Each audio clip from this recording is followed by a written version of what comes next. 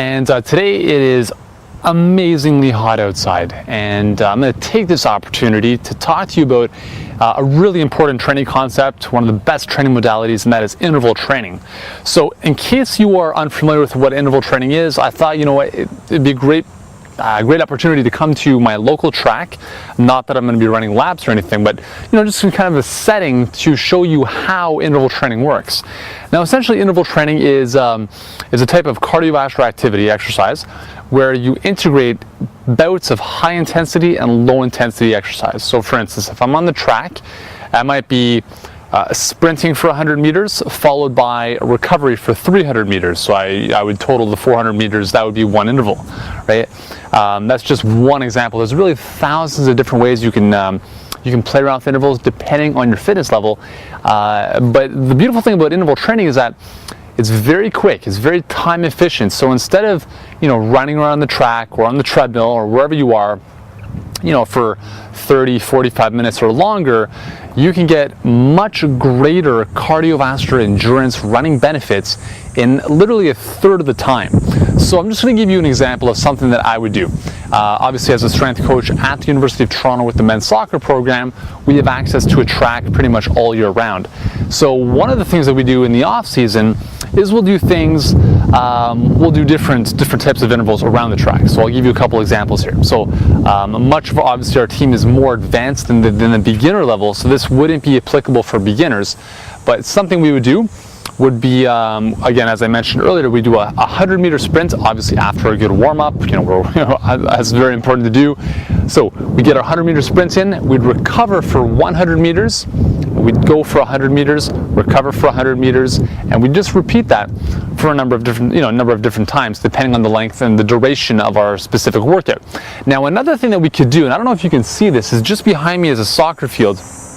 And another way of incorporating interval training, let's say you have a field by your local house, where you live, and you don't have a track. Maybe you want to run on the grass, and actually running on grass is better for you anyways. So here's another idea you can do with interval training. This, again, something I use with a lot of our soccer players, is you take the width of the field, okay? And that would be your work bout. And then the length of the field would be your recovery. So you're working maybe half the duration or half the distance that you're actually recovering, right? Because the width is not as long, obviously, as the length, okay? So again, you may want to go for 10 minutes, sprint the width, recover the length, okay? So a nice easy jog on the recovery. Sprint the width, recover on the length, okay? So that's just a couple different ways you can do interval training, whether it's on the track or on the grass at a soccer field. And again, if you're on the treadmill, it's very, very similar. You could pick bouts of time where it's like, I'm going to go 30 seconds hard, 1 minute to recover, and basically it's sprinting, jogging, okay? Again, as I mentioned earlier, there's thousands and thousands of different combinations with interval training, but the beautiful thing is that you get a great amount of work done, okay? So you're actually teaching and training your body how to run faster, because you're working at a higher percentage of your maximum speed, right? You're not just going for a nice easy jog, you're actually sprinting or running fast, which is great for performance enhancement.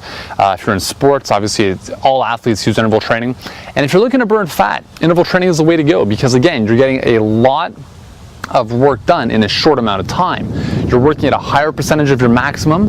That means that your body is going to be utilizing more fuel. It's going to be burning calories. It's going to boost your metabolism, and some studies have shown this, up to 36 hours post-interval training. This is only with 20 minutes of interval training. So imagine this.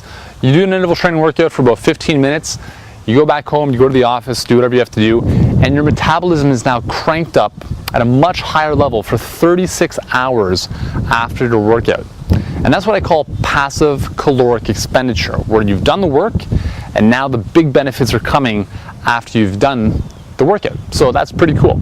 So a lot of stuff to talk about with interval training. I'm actually going to be putting a couple of videos together on this topic because there's a lot of stuff I want to cover. But I just wanted to introduce the concept to you in this video, and in the next video we'll be talking a little bit more specifically about some different things related to interval training. And again, if you want some really great interval training workouts, you can actually have me on your headphones to guide you through your training sessions. And thanks to the good old MP3 player, I developed a series of programs called the Treadmill Trainer running workouts, and these are, well, my headphones are all mangled up here, but essentially these are audio guided workouts where you have me on your headphones and we could be working out on the track together, and instead of worrying about how long to go for, what speeds to go at, I tell you everything. Just press play, you'll have my voice on your headphones with some awesome running music to tell you when to speed up, when to slow down, and we have workouts for all levels, whether you're a beginner or even if you want to run your next marathon. So the website for that is mytreadmilltrainer.com. Go check it out. We got lots